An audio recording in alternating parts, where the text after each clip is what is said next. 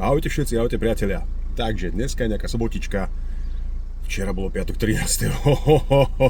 Sa diali veci zase, ale o tom potom. No, dneska je 14. Lebo je sobotička. Čo robíme v sobotu? V sobotu robíme čo? Svadby.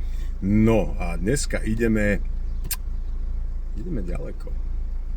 Ideme ďaleko, no tak jak sa to vezme ďaleko. Ideme 350 km, to znamená, ideme niekde pri Poprad, je tam nejaká Lučivná, nejaká obec a vlastne ideme do hotelu Lučivná, je to nejaký trojhviezdičkový hotel, alebo štvor, teraz neviem, dneska som sa pozeral, ale moc som tomu nedal tejto informácii, ale to vôbec nevadí. Vyzeralo to pekne, to je veľmi dôležité a ideme robiť svadbu Petrovi a Ľudské. No. Je to naozaj pekný, mladý, milý pár, takže dúfam, že sa všetko podarí, pretože ako vždycky hovorím, musí sa to podariť. A náhodou, keby ste chceli vedieť, tak momentálne je 8 hodín a 20 minút, ja už som hore od nejakej 6, takže to je taký život takého DJ a moderátora, ktorý takto cestuje po svadbách, aby som to všetko vlastne nachystal. Auto je úplne plné, tuto ide môj Branislav B, ktorý je nachystaný. Babi, pozor na ňo, lebo vás, iba očami vás okúzli.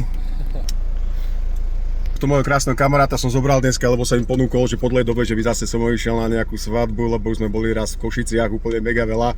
Asi sme dostali 3 alebo 4 pokuty za rýchlosť, lebo šoferoval jak blázon. Áno, zase preháňaj.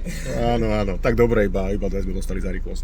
Šoferovať ty či ja? Idem dať sa ja šoferovať a potom na pumpe sa vymeníme. No. Nakoľko ja moc nemám rád nejaké dlhé takéto tripy, takže vlastne tento fešak bude vlastne za mňa šoferovať potom celý čas a potom to aj odšoferuje vlastne domov, lebo ten zase veľmi rád šoferuje a takto, yes. Ahojte, pekne pozdrav, Branislav B. Ahojte. A ja hovorím, že a tuto dáme dole jeho Instagram, aby všetky baby videli.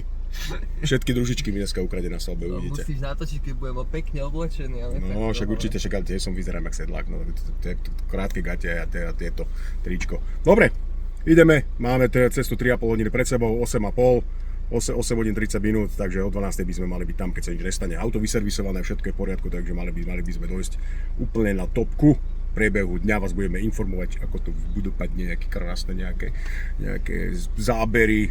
Z celého Slovenska si pozrieme, ale ideme cez Žilinu, lebo nechcem ísť cez Nitru a potom pôjdeme tam horom tak pekne, cez nejaké Tatry si tam pozrieme a tak ďalej. Určite ich to zaujíma iba. No nevadí, že možno, že nejaké videjka, však akože prečo nie. Vidíme si.